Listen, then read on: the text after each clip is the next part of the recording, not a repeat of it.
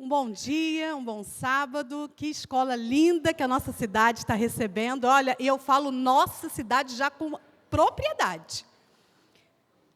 Quando nós chegamos aqui há 2 anos e meio atrás, nós somos do Rio de Janeiro. A minha filha teve muita dificuldade, ela não gosta que cita ela, mas ela teve muita dificuldade. E quando foi essa semana, ela me surpreendeu, dizendo que teve um pesadelo. Mamãe, tive um pesadelo. Mamãe. E eu o que foi, menina? Que pesadelo, acabou. Eu sonhei que a gente foi transferido de volta para o Rio de Janeiro. Eu falei, meu Deus, glória a Deus, essa cidade agora é minha. E ela está apaixonada por morar aqui, e eu estou feliz demais com isso. Porque onde nossos filhos se sentem bem, a gente se sente bem, não é isso?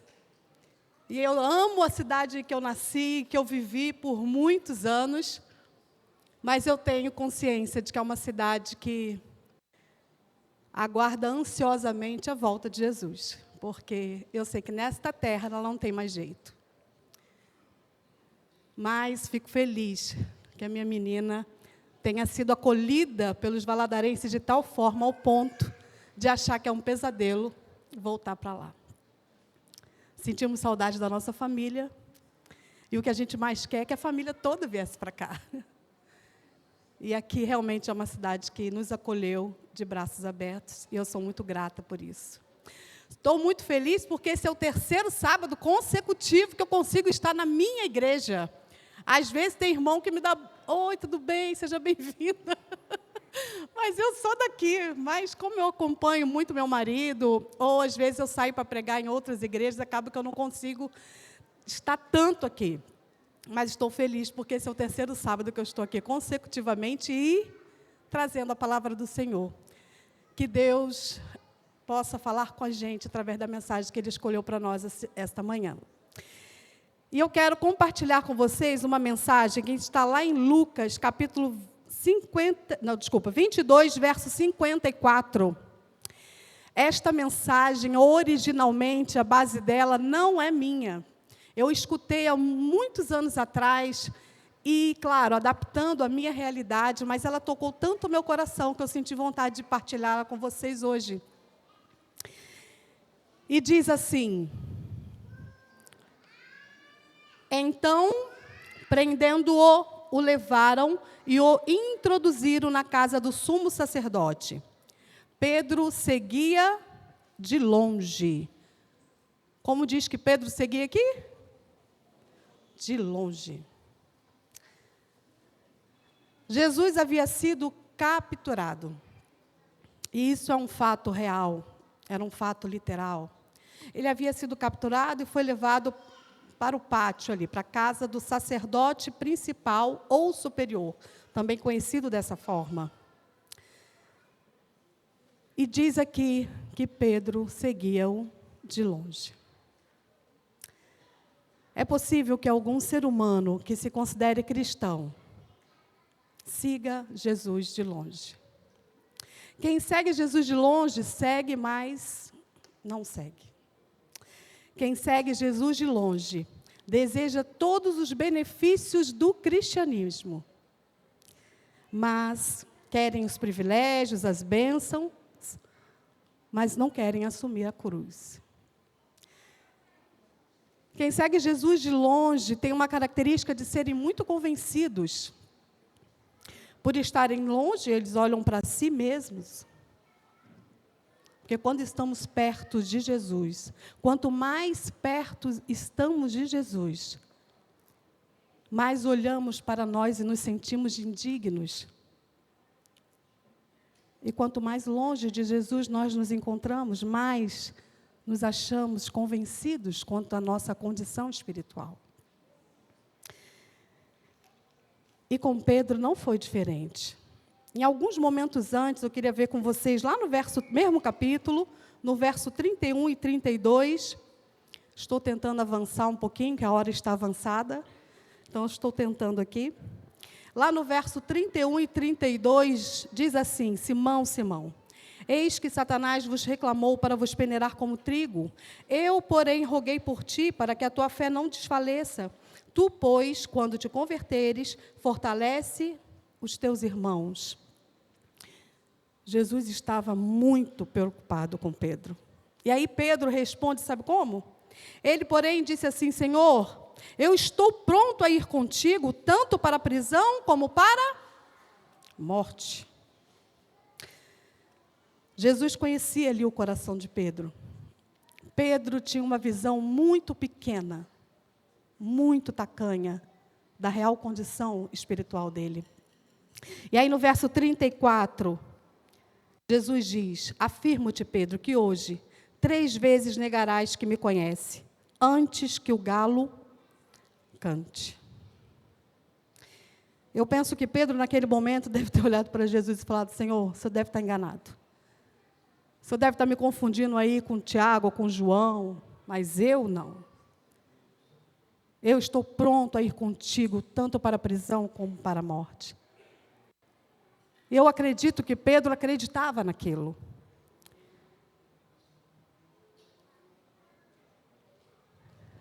Está profetizado, irmãos, que no tempo do fim, na iminência da segunda vinda de Jesus, lá em Apocalipse 3, muitos do povo de Deus seriam convencidos da sua condição espiritual. Muitos dirão: somos ricos e abastados, não necessitamos de nada. Mas Jesus dirá: pobres, miseráveis, coitados, cegos e nus, eles não conhecem a sua real condição espiritual. Uma outra característica daqueles que seguem a Jesus de longe é que eles são muito inconstantes. Num dado momento, eles estão aqui na igreja ouvindo uma música linda, uma música que toca de fato o coração. Hoje o Natan cantou tão lindo, esse aluno maravilhoso da nossa escola. Fiquei tão feliz de vê-lo aqui cantando. É lindo ver um jovem cantando, e isso toca o nosso coração. Às vezes ouvimos uma mensagem que nos impulsiona para frente, mas quando saímos daquela porta para fora, o primeiro obstáculo, a gente desiste. Esses são aqueles que seguem a Jesus de longe, porque são inconstantes. E com Pedro também foi assim. Quando vieram buscar Jesus, lembra? Quando vieram buscar Jesus, Pedro, ele lançou mão da sua espada e cortou a orelha do soldado. Naquele momento, Pedro não pensou, ele simplesmente estava indignado, e ele quis ali proteger o seu mestre. Ele realmente não pensou que com aquela atitude ele poderia ter matado, até, na verdade ele foi para matar. Ele poderia ter matado aquele soldado, ter sido preso, ou até morto. Então ele estava pronto, na cabeça dele estava pronto para morrer para Jesus. Mas poucas horas depois, 3 pessoas perguntam a Pedro se ele era um daqueles, e ele nega que conhecia Jesus. Mais triste é que, por estarmos longe de Jesus, irmãos, nós não conseguimos sentir o toque de Jesus em nós. E como é importante sentir o toque de Jesus em nós. Toque é algo que faz toda a diferença. Quando eu era mais nova, bem mais nova, aos 18 anos eu entrei para a faculdade de Direito. E ao entrar para a faculdade de Direito, eu me sentia a própria entendida na política, porque era uma época em que nós estávamos vivendo a mistura ali das diretas já, da primeira eleição presidencial, e os estudantes foram para as ruas com marcas verde e amarela no rosto, e eu me achava uma dessas. E eu fui para a rua, com a marca verde e amarela, com um botão de político no peito. E lá no Rio de Janeiro, no centro da cidade, aquilo ali fervia. E eu estava lá. Eu me sentia a própria política. E eu tinha um político de estimação. Aquele que era meu naquele momento, do qual eu não abria mão de jeito nenhum. Não vou dizer aqui para vocês quem é, mas antes que vocês pensem que é algum da atualidade, eu quero dizer que ele não está mais entre nós. Não digo quem é, porque uns amam e os outros odeiam. Então, não existe um meio termo para ele. Eu amava. Nessa época, eu não era da igreja, eu não era adventista, eu não conhecia a igreja adventista. Eu amava esse político. E eu era tão apaixonada por ele, que eu fervorosamente falava sobre ele no meio da minha sala de aula, eu falava sobre ele no meio dos meus amigos, eu falava sobre ele no meio da minha família, e eu brigava por ele, e eu dizia que ele era o melhor, que eu o amava, que ele já tinha sido governador do nosso estado 2 vezes, e que ele era o tal, e que ele ia consertar tudo, ele tinha feito tudo da melhor maneira. Eu tinha uma paixão por aquele homem. E um dia, um amigo meu, que era metido ali na política, sabendo disso, me convidou para um jantar, aonde ele estaria. Ah, gente, pensa em alguém que só pensava naquele dia. E olha que quando alguém me chamava para um jantar, eu só pensava no jantar. Mas daquela vez eu só pensava que eu iria estar perto do meu ídolo. Hoje, quando eu vejo esses jovens, não que eu ache certo de forma alguma, mas quando eu vejo esses jovens que viajam quilômetros para estar perto de um ídolo, que armam barracas ali para que esteja na frente, eu me remeto a esse passado. E eu me lembro do que eu vivi naquela noite. Consigo entender quando alguém quer ser tocado. E naquela noite, deu 7 horas, deu 8 horas, o dia chegou, né? E eu quis ir com uma roupa, não queria parecer ter, na época, 19, já tinha feito 19 anos. Eu não queria parecer ter 19 anos, até porque eu tinha a ilusão de que eu ia ficar batendo papo com ele. Eu até achei que ele podia me chamar para ser uma de suas ministras, já que eu sabia tanto sobre ele, né? E naquela noite, deu 7 horas, deu 8, deu 9, deu 10, e eu ansiava que aquele homem chegasse. Eis que 10 e pouca, mais ou menos, da noite, olho lá para frente, no portão. Quem entra? Aquele homem. Queridos, quando ele entra, eu não sei o que é ter pernas. As minhas pernas se balançavam. Eu me tremia toda. Porque estava chegando a hora dele tocar a minha mão. E ele veio entrando e falando com um, e falando com outro, e falando com um, e falando com outro. Até que ele chegou perto de mim, cumprimentou aqui, e chegou a minha vez. E quando chegou a minha vez, ele disse assim: e essa jovem bonita aí, quem é? Ai! Ainda por cima disse que eu era bonita. Meu Deus do céu. Eu estiquei a mão, gente. Eu acho que eu apertei a mão daquele homem com tanta vontade, com tanta força, e não soltei mais. Eu tenho certeza que eu não soltei. Ele se desvencilhou. Como, eu não sei, mas eu agarrei a mão daquele homem, eu não soltava nunca mais, sabe? Porque ele era o meu ídolo.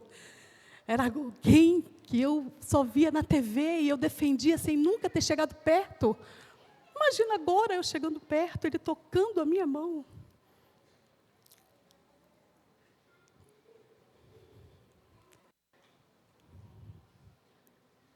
Há toques que nós precisamos sentir.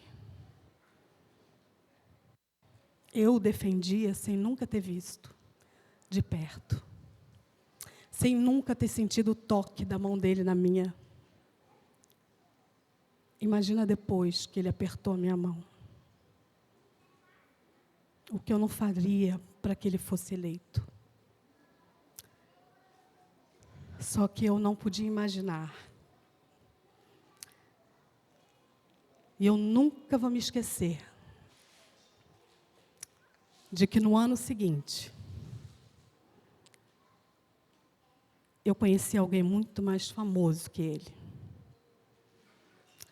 Eu nunca vou me esquecer do dia em que um homem cheio do Espírito Santo de Deus me falou do amor de Jesus por mim. Naquele dia, irmãos, não era eu quem ansiava a chegar perto do meu ídolo.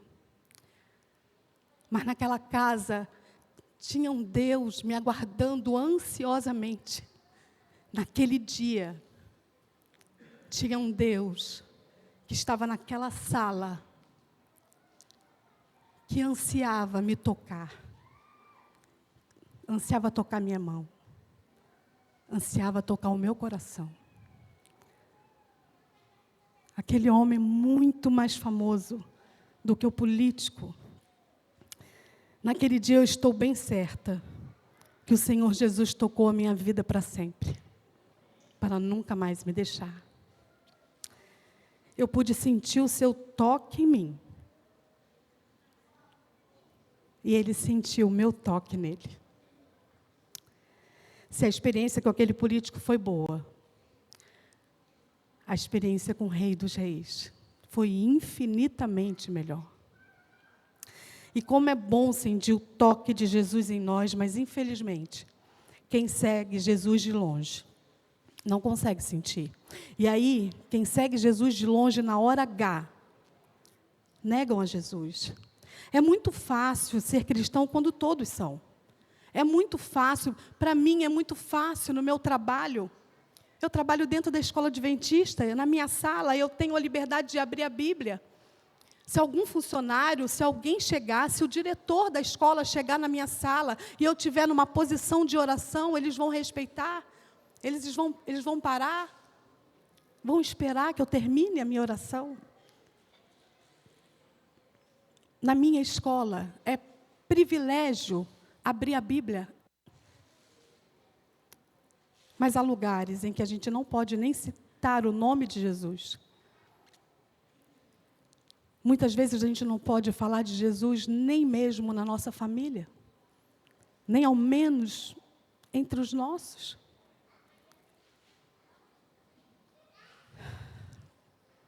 E é nessa hora que o cristianismo é provado e que ele surge e brilha. Mas quem segue Jesus de longe, nessa hora vacila, e com Pedro não foi diferente. E eu quero ver com vocês na sequência, ali no verso 56 até o verso 60, e diz assim: entre mentes, uma criada, vendo-o assentado perto do fogo, fitando-o, disse: este também estava com ele. Mas Pedro negava, dizendo: mulher, não o conheço. Pouco depois, vendo outro, disse: também tu és dos tais. Pedro, porém, protestava: homem, não sou. E tendo passado cerca de 1 hora, outro afirmava, dizendo: também este verdadeiramente estava com ele, porque também é galileu. Mas Pedro insistia: homem, não compreendo o que dizes. E logo, estando ele ainda a falar, cantou o galo. Jesus disse a verdade. Ele disse: Pedro, tu vai me negar. Fácil é dar hosanas ao rei, eu gosto muito dessa frase. Fácil é dar hosanas ao rei quando todos dão. Difícil é dar hosanas ao rei quando todos gritam, crucificam. Quem segue de longe deixa um espaço que é muito fácil de ser preenchido por Satanás. Ali no verso 61 e 62. Mas Pedro insistia, 61, então, voltando-se o Senhor, fixou os olhos em Pedro, e Pedro se lembrou da palavra do Senhor, como lhes dissera: hoje 3 vezes me negarás, antes de cantar o galo.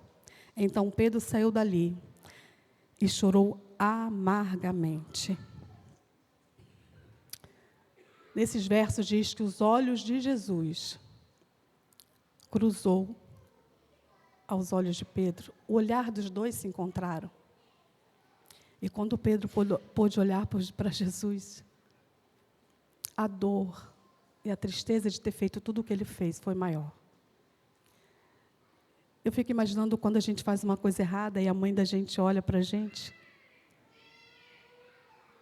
E às vezes não fala nada, só olha. Parece que é pior do que se ela colocasse a gente de castigo ou se batesse na gente. E sem palavras, ali Jesus estava dizendo para Pedro: eu não te disse, Pedro? Eu não disse para você que seria assim? Mas glória a Deus, porque o silêncio de Jesus não queria só dizer isso, ele quis dizer que a despeito de tudo isso, Pedro, eu estou indo para a cruz por você. É o que ele diz para a gente até hoje, a despeito de tudo isso que você faz, eu morri na cruz por você. E ali diz, no verso 62, que Pedro chorou amargamente. Foi um choro de arrependimento, choro de tristeza, um choro de dor, mas louvado seja o nome do Senhor, porque ninguém chora por muito tempo na presença de Jesus. Esse mesmo encontro que fez Pedro chorar amargamente, que trouxe essa tristeza ao coração de Pedro, o levou-se a tornar-se um dos discípulos mais destemidos do Senhor. Sabe, irmãos, eu vejo aqui que é esse o olhar que nós cristãos temos que ter para o nosso irmão. Porque aquele que caiu, aquele que está no chão, não precisa que a gente fique dizendo isso para ele. Aquele que caiu precisa da nossa mão estendida, precisa do nosso olhar. Sabe, quando eu entrei para esta igreja, eu tinha 20 anos de idade. Eu estava no auge da minha juventude, eu estava fazendo a minha faculdade de Direito. Eu tinha uma cabeça de menina correta, honesta, mas do mundo. Cabeça do mundo, cabeça de que está tudo bem, o que tem? Eu não estou fazendo mal nenhum para ninguém. Essa era a minha cabeça. Eu costumo dizer para as pessoas, eu não sei como é que eu vim parar aqui. Eu não tinha pai, eu não tinha mãe na igreja. Eu não tinha irmã, eu não estava interessada em algum rapaz. Porque às vezes a gente vem para a igreja porque a gente começou a namorar alguém e aí a gente se interessa e acaba vindo. Eu não tinha amigos nessa igreja. Eu não tinha amigos nessa igreja. Eu só tinha uma prima que era budista, resolveu aprender um pouco mais sobre o cristianismo, alguém que era adventista, ia lá, e todas as vezes que eles estavam lá, eu ia lá e pegava o filho dela, que era meu afilhado, de 2 anos, que eu não queria que ele ficasse escutando essas coisas. Até que um dia, eu era muito católica. Eu era católica mesmo, né, de igreja e tal. Até que um dia, eu cheguei naquele lugar, e ouvi que eles falavam do mestre maior da Igreja Católica, o Papa, e aí eu entrei naquela sala e resolvi ficar para defender a autoridade do Papa. Resolvi ficar e nunca mais saí. Mas eu entrei para esta igreja, meus amigos, meus irmãos, com a cabeça de uma moça do mundo. E mesmo tendo descido as águas batismais, eu não saí dela 100% pura e santa. Eu continuei com a minha cabeça do mundo.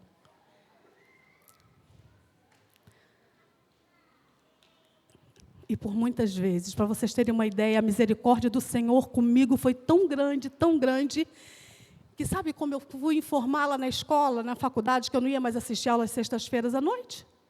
Eu chegava lá e falava assim, professor Marco Antônio, eu era uma menina muito serelepe, e a faculdade inteira me conhecia, e aonde eu chegava, todo mundo sabia que eu tinha chegado, porque eu fazia questão que todos soubessem que eu existia.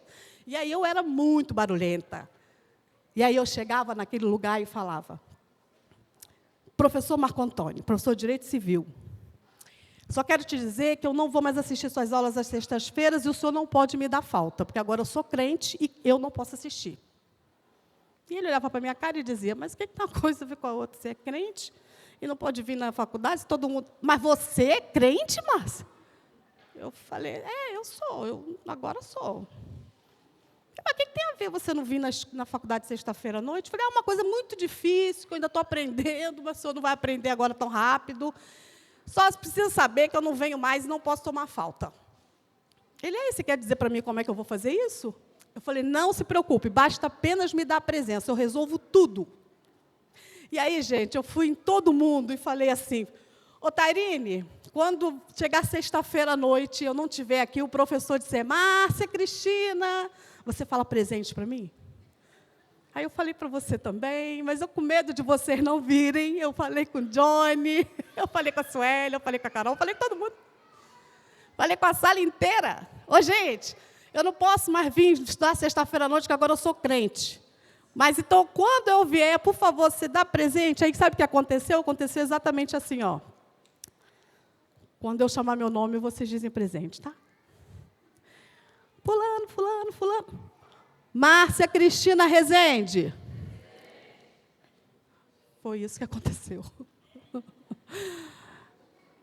Você imagina, na segunda-feira, na aula de Direito Civil, o que aconteceu comigo? Meu professor quase me matou.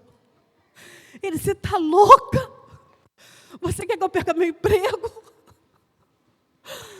Eu falei, não, professor, pode deixar que da próxima vez vai ser um só, eu prometo. Ô, gente, estava certo isso? Estava? Não. Não estava certo. Mas o Senhor, Ele sabia que eu ainda estava tomando líquido. Nem papinha cremosa eu tinha ainda. E a misericórdia do Senhor me alcançava a cada dia, porque eu fui aprendendo devagar. Os meus amigos, eles me respeitavam e respeitaram a minha decisão de ter me tornado crente. Porque eu era tão...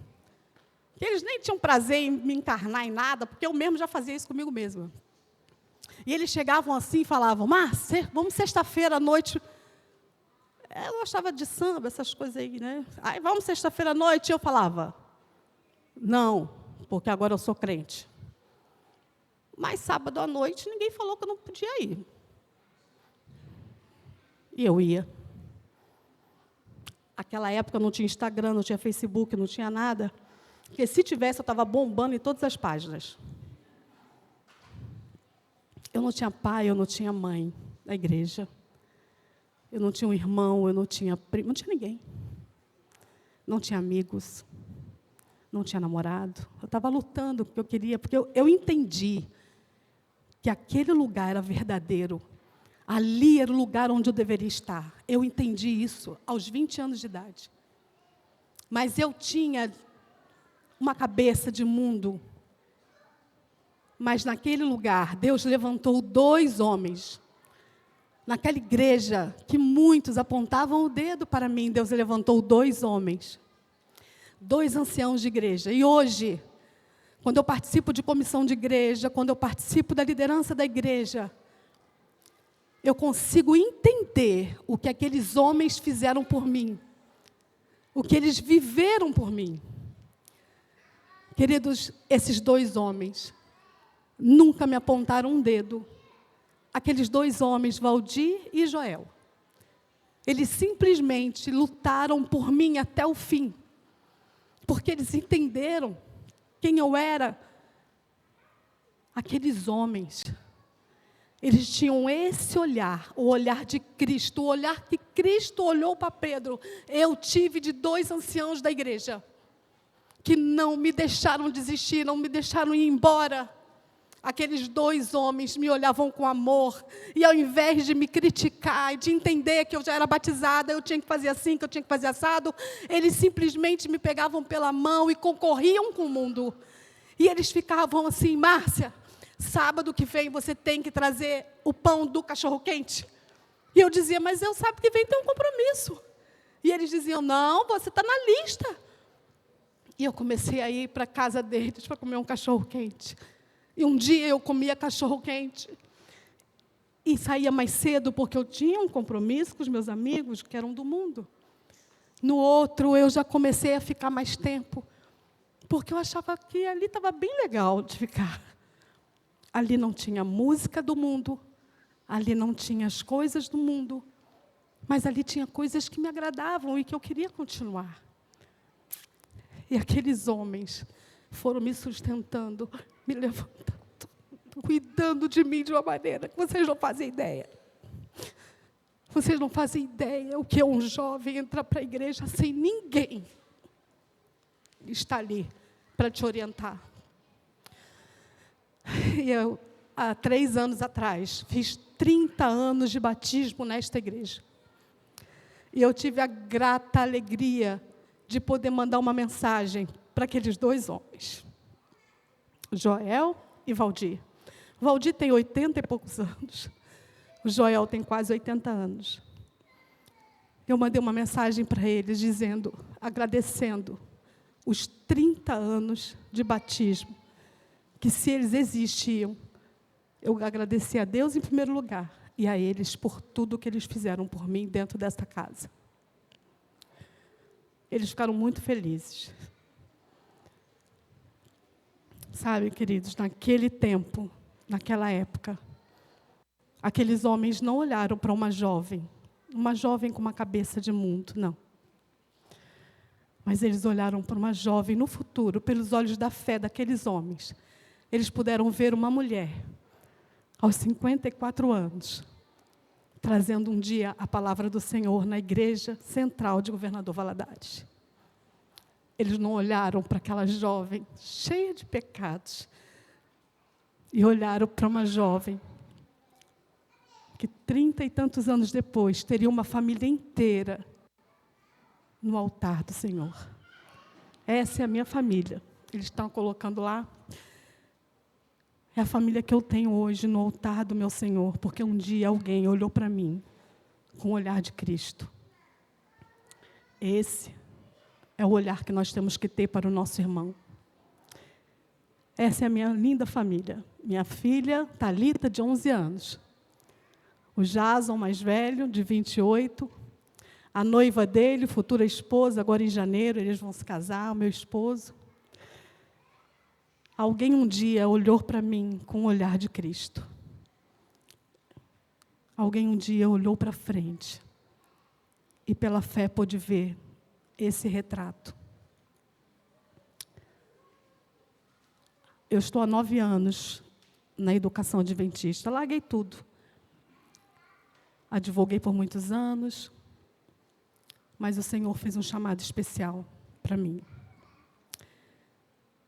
Eu tenho tentado com todas as minhas forças que esse olhar de Cristo também esteja em mim, para que eu possa olhar para os meus funcionários, para que eu possa olhar para os meus alunos, para os pais desses alunos, com esse olhar de Cristo. Porque no olhar de Cristo havia compreensão, havia carinho, havia perdão. E é esse olhar de carinho, de compreensão e de perdão. E aí eu vejo, irmãos, nos evangelhos, um Pedro que era tão confuso. A gente olha em Atos, um dos discípulos mais destemidos e destacados do Senhor, a partir do olhar de Cristo. No primeiro capítulo, ele se torna um homem de oração, um Pedro seguro na Bíblia, um Pedro que ensina. No segundo capítulo, ele mostra que o Espírito de Deus desceu sobre aquela igreja que o seguia de perto e todos ficaram cheios do Espírito Santo. Ele, Pedro, pregava e quase 3.000 pessoas foram batizadas naquele dia.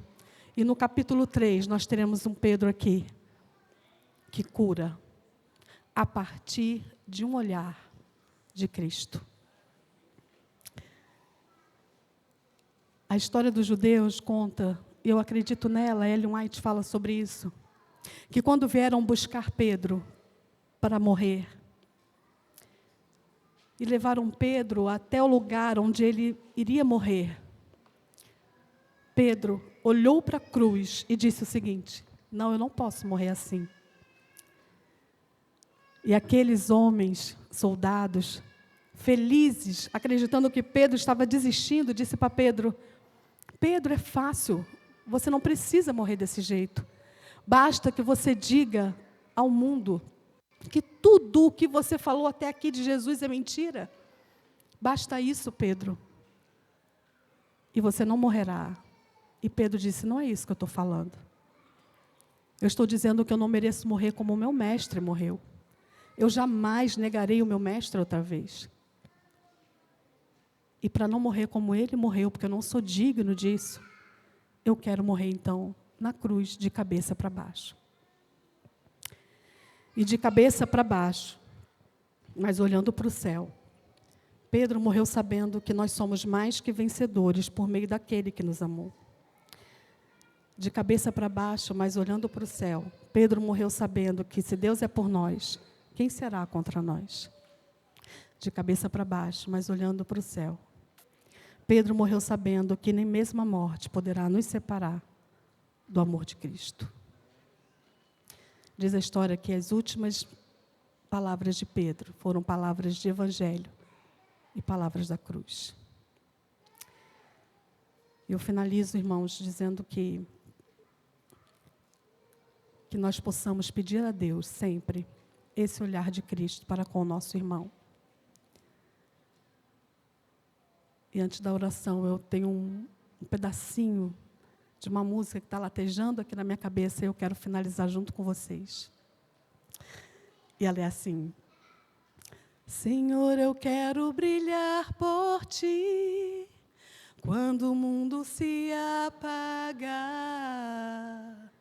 Eu quero que através da minha vida alguém possa Te enxergar. Faze com que mesmo sem palavras eu fale do Teu amor. Eu quero brilhar por Ti, brilhar onde quer que for. Querido Jesus, Deus, muito obrigada, Senhor. Muito obrigada por tudo que o Senhor tem feito por nós. Senhor Deus, nós estamos aqui, parte do Teu povo está aqui, Pai. Nós queremos sair daqui, Senhor, diferente de quando chegamos aqui hoje. Senhor, tivemos muitas lutas essa semana, mas, ó Deus, só de estarmos aqui hoje é porque alcançamos vitória da Tua mão. Muito obrigada, Pai. Muito obrigada por olhar para nós, por ainda ter por nós aquele olhar que o Senhor teve para Pedro. Muito obrigada, meu Deus. Por favor, Senhor, não permita que nós fiquemos 1/1000 de segundo sequer longe do Senhor. Que a Sua presença, ó Pai, seja constante na nossa vida. Deus, que o Teu Espírito Santo possa nos tocar e continuar dizendo para nós, esse é o caminho que você deve seguir, nem para a direita, nem para a esquerda, e que nós possamos ouvir essa voz, ó Deus, e que possamos seguir aquilo que o Senhor tem falado para nós a cada dia. Deus, teremos outra semana, tenho certeza que teremos muitas lutas, alguns muito mais, outros menos, mas assim teremos lutas. Pai, por favor, nos traga de volta a Tua casa com a certeza da vitória de cada uma delas. Por favor, Deus, se há aqui algum jovem que tem dificuldade de estar na Tua casa, se o mundo é brilhante demais para ele, por favor, Deus, toca o coração dele. Faça com que ele veja o brilho da Tua luz, ó Deus, e permaneça aqui contigo. Cuida dos nossos filhos, Senhor. Cuida das nossas crianças. O inimigo está tentando arrastá-las, mas por misericórdia, Senhor, dai-nos sabedoria para lidar com cada faixa etária, com cada um deles. Senhor, são desafios tão grandes, mas o Senhor sabe como conduzir tudo da maneira mais perfeita. Por favor, nos orienta, nos ilumina. E lá na escola, Pai, nos ajuda com cada aluno, que nós possamos identificar, Senhor, aquele aluno que precisa de uma palavra. Por favor, traga para nós.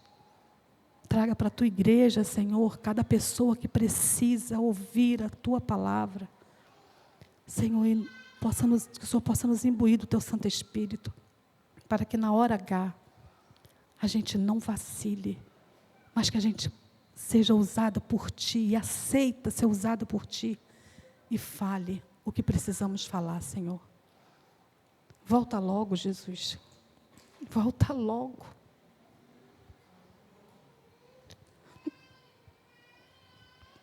Estamos com tanta saudade. Aqui está muito difícil. Volta logo. Mas nos prepare para estarmos contigo numa eternidade, sem dor, sem choro, sem violência. Nós te pedimos em nome de Jesus, um restante de sábado abençoado, em nome de Jesus. Amém e amém.